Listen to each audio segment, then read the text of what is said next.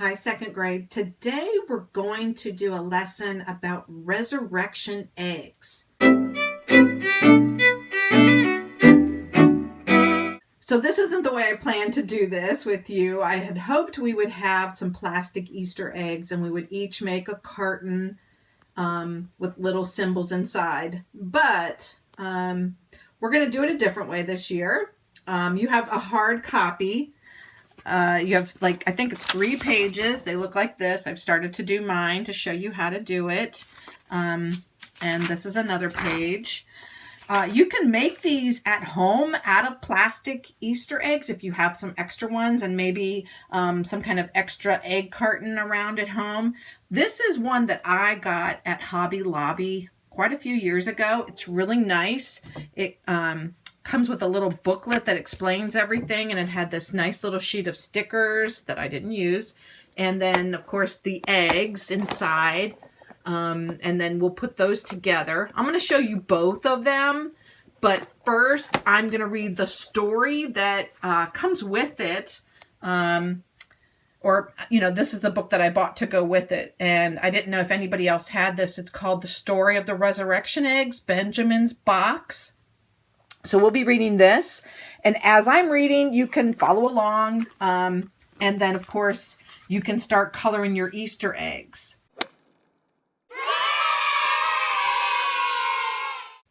So this is Benjamin's box. The first one is Benjamin. Long ago, in the faraway land of Palestine, there lived a boy named Benjamin. His small, humble home was nestled into a wall of other houses, almost hidden on a narrow back street in the bustling city of Jerusalem. Benjamin loved Jerusalem because God's temple was there. More than that, Benjamin loved God. His grandfather had taught him many things about God when he was just a tiny boy. Benjamin talked to God a lot. He whispered prayers each night at sunset, and in the morning, he always gave thanks for the new day. Benjamin's parents worked hard weaving and selling cloth, but their family was still quite poor. So Benjamin helped out by taking odd jobs around the city. Everyone in Jerusalem seemed to know Benjamin. They could always count on him to be honest and work hard. The box. One bright spring morning, Benjamin sat outside in the sunshine. In his hands was a wooden box. "Hi, Benjamin," called his friend Eli. "What's that you've got?" "It's my treasure box," said Benjamin. "My grandfather gave it to me before he died last year. He said it was very, very special." Eli opened it and looked in. "There's nothing in it except for some old straw. How can this be a treasure box?" Benjamin shrugged.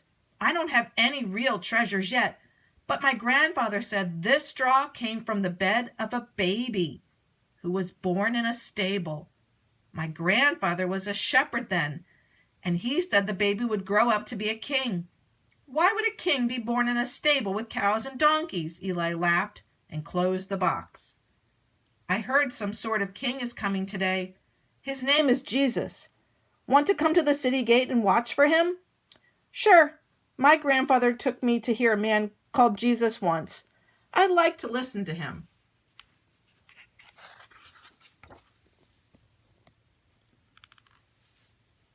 The donkey. Crowds were already lining the street. Some people cut palm branches from trees and handed them around. Others laid garments on the street like a carpet. "Wow," said Benjamin, "he must be a king." The 2 boys squeezed through the throng just as a donkey entered the gate. "That's him," Benjamin pointed to the man on the donkey. "That's Jesus." "Hosanna, Hosanna," cheered the crowd as they waved their palm branches in the air. "Hail to our new king," yelled an old man beside Benjamin. "Why does a king ride an ordinary donkey?" asked Benjamin. The old man turned. "It means he comes in peace." Jesus has come to set us free. Hail, King of the Jews! Hail, King Jesus! Benjamin looked into Jesus' face.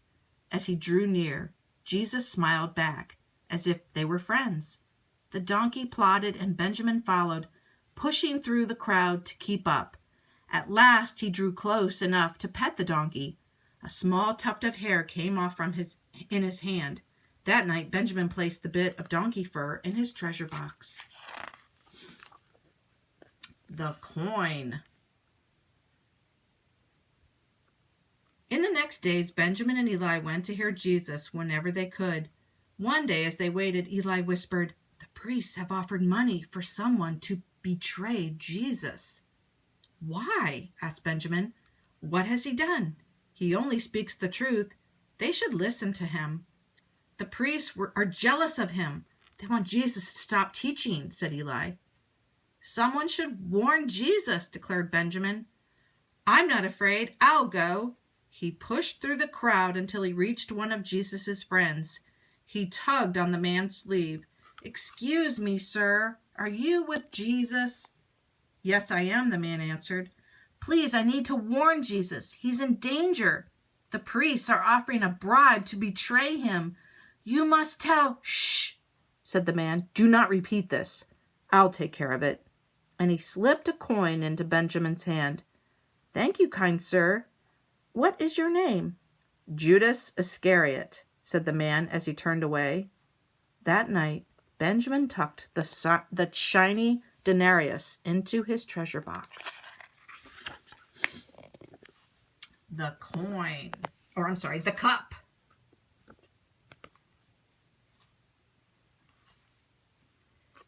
The next day, Benjamin was asked to help with his aunt get ready for the unexpected guests. They would be coming for Passover dinner. He went right to work carrying water jugs. "Did you hear the guest of honor is Jesus?" said a servant girl. Benjamin's eyes opened wide. Imagine, to serve such an important man. He must work hard and do his very best.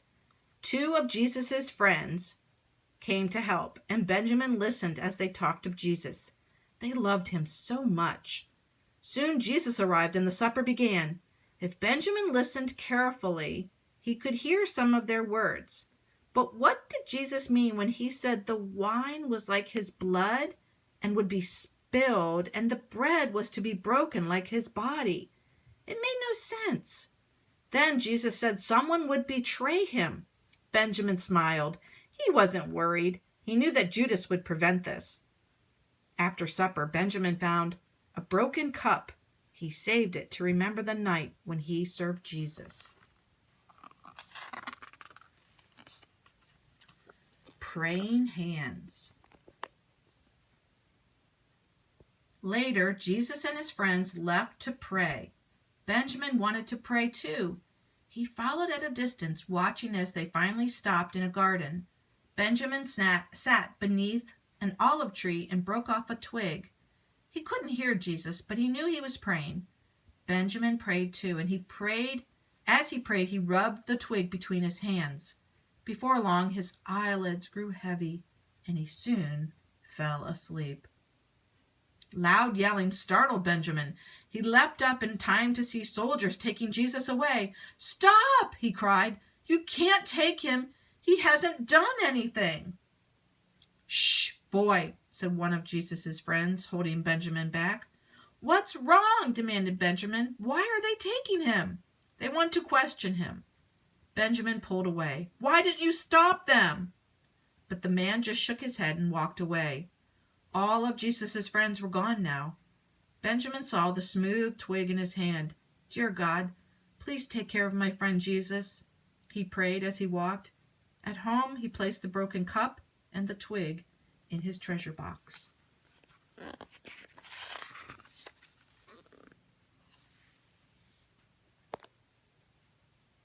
The leather strip. "Benjamin, did you hear the news?" asked Eli the next morning. "They've locked Jesus up. Everyone says that Judas Iscariot got a bunch of money to betray him." Benjamin gasped. He had told Judas about the bribe. Maybe this was his fault. He said goodbye to Eli and wandered through the city. What could he do? Was there any way to help? Sounds of shouting made him stop, and he turned to see an angry crowd. Jesus deserved that beating, snarled an old man. That heretic claims to be God's son. He should be stoned, yelled another, shaking a fist. What's going on? Asked Benjamin. Did they hurt Jesus? What do you know about Jesus? Demanded the old man. They all turned and stared at Benjamin with angry eyes. Nothing, he stammered. His gaze dropped to the ground, where he noticed a small strip of leather. He picked it up. It was from the whips used by the soldiers. It was wet with his blood. He tucked it in his tunic and slipped away. Why would anyone beat Jesus?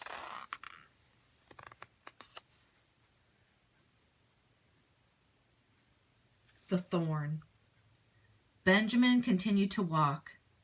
If only he could make them release Jesus. But what could a small boy do?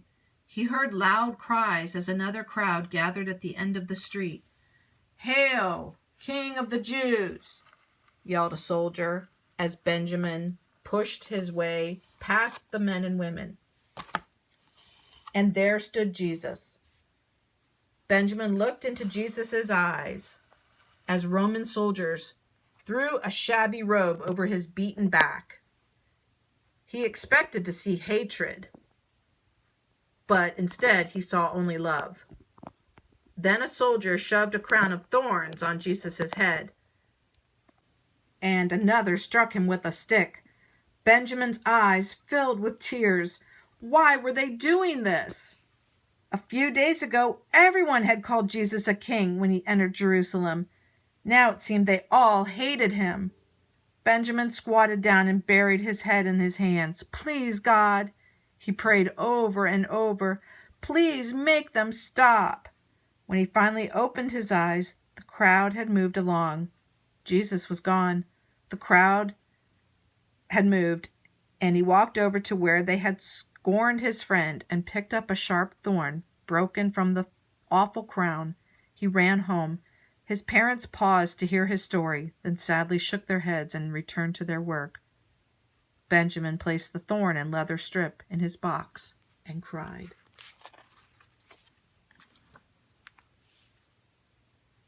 The nail. Benjamin, called Eli, have you heard? Jesus is going to be crucified. No, cried Benjamin. He's done nothing to deserve that. Eli frowned. My father says only the worst criminals are put to death on a cross. Benjamin went inside and sat in a dark corner of his house. He did not want to talk or even to think about this sad news, but in his mind he could still see the evil men hurting Jesus. I must go, he finally said aloud. This is partly my fault. I can at least be there. I can pray for him. Where are you going? Asked his mother as she opened the door. To help a friend, he said. She nodded and touched his cheek. As Benjamin climbed the hill, he found a large spike. It was like those used by Romans to nail criminals to the crosses. He tucked it in his tunic and continued on. 3 crosses stood at the top of the hill, but he could not force his eyes to look upon his friend. He noticed a small group of people apart from the larger crowd. He knew they were Jesus' dearest friends. He sat near them and bowed to pray, but the only words that came were, I'm sorry, God. I'm so sorry.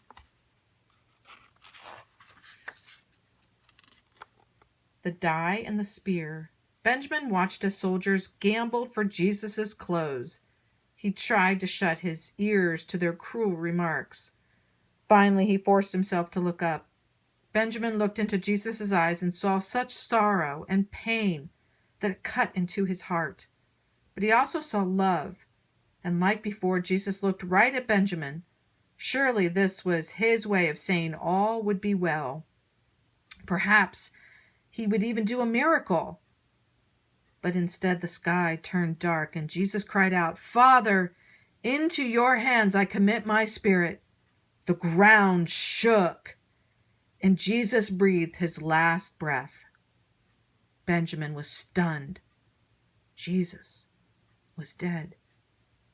As if in a dream, Benjamin heard the people move about. He saw a soldier pierce his friend's side with a spear. People hurried to take down the crosses and bodies before the Sabbath began. Soon they were gone, and he was alone. He picked up a stone the soldiers had gambled with and looked up at the dark sky. Why had God allowed it? Later that night he opened his treasure box and placed the nail and the gambling stone inside. He looked at his collection. It had seemed so valuable when he believed Jesus was the king. But now the strange items only filled him with unbearable sadness. The cloth.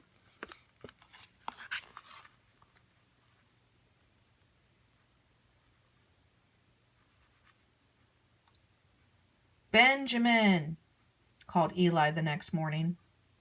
Come, hear the news. Benjamin stuck his head out of the window and rubbed his sleepy eyes. They posted guards at Jesus' tomb, explained Eli. Some say that Jesus will return to life. Benjamin perked up. My grandfather told me that Jesus brought some people back from the dead. Maybe it will happen again, said Eli. But the soldiers say they're making sure people don't steal the body. Quickly, Benjamin dressed and raced to the tomb. Could it be? Could Jesus have returned to life? How he hoped so. But the huge stone remained in place, and the guards blocked the tomb. With dark, scowling faces, they told him to leave at once. As Benjamin walked slowly down the hill, he noticed a bit of white cloth hanging from a small branch. He plucked it off and rubbed it between his fingers. His parents wove cloth like this for burials. Jesus is dead, he told himself as he continued toward home. That night, he sadly placed the cloth in his box. This would surely be the last thing to remember his friend by. He tried to pray, but no words came. He wondered if God even listened. The stone. Early the next morning, Benjamin went to the market with his mother. He used to enjoy the crowds in the city, but now they only reminded him of how everyone had turned against Jesus. He shuffled along without looking up. It's a miracle! Shrieked a girl. Benjamin stopped in his tracks and listened. Jesus has risen from the dead! The stone's been moved! Benjamin turned and ran from the market and up toward the tomb. Could it possibly be true? Could Jesus have risen from the grave? In his heart, he believed it could be. It must be. He ran even faster. Sure enough, the stone was rolled away. He fell to his knees and thanked God. When he stood, he picked up a sharp piece of broken rock. It must have crumbled from the huge stone. With a joyful heart, he marched back down to town. Jesus was alive. In the market, he met a woman who was a friend of Jesus. I know the good news, he said. Jesus is alive. Yes, she smiled. It is as the prophet said, on the third day he'll rise. Some of us have even seen him. Benjamin ran home and told his parents. He placed the stone in his box. What a treasure he had now. He is risen. During the next few days, Benjamin and Eli listened as the disciples shared about how Jesus had appeared to them in various places. Jesus said that all this came to pass just so forgiveness could be preached to all nations, beginning right here in Jerusalem, explained a disciple. He said that since we all saw all these things, now we can go out and tell others the good news of his forgiveness. Benjamin smiled. Now he understood that Jesus had forgiven him too, and he wanted to share the good news. He ran home and got his treasure box and went out into the street to gather all of his friends. Inside this box, he explained, is a great treasure. The children grew closer and listened with excitement. One by one, Benjamin took out each item. He explained how he had got it and what it had all meant. "And so you see," he said, as he closed the box and looked into their faces, "the treasure is really Jesus. Because of what Jesus did on the cross, we can all be forgiven by God the Father." They all cheered and begged him to tell the story again. That night, Benjamin opened his box one more time before he went to bed. He examined each item, handling them all with love and care. Finally, he placed the last one back in the box. Then he knelt and prayed. "Dear God, thank you for letting me find all these special treasures. But most of all, I thank you for sending me the greatest treasure of all. Thank you for sending Jesus. And help me to be a good servant for Jesus. Help me to tell everyone I know about the good news. Amen."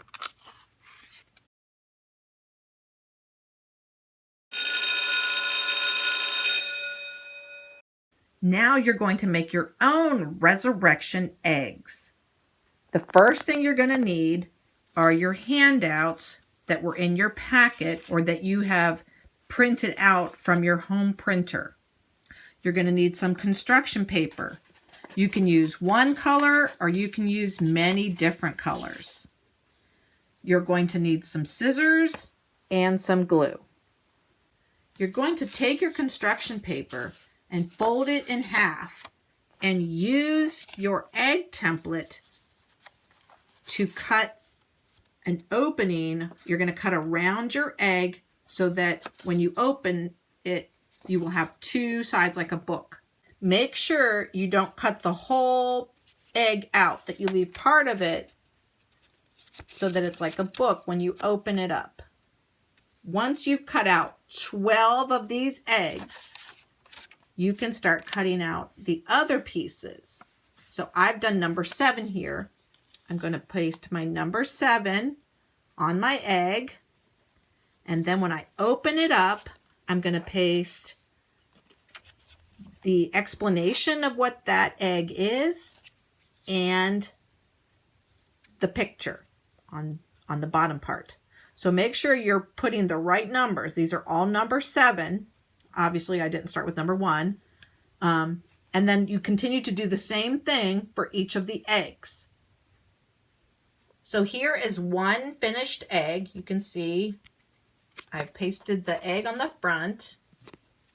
The explanation of number 7 is on the inside with the picture that goes with it.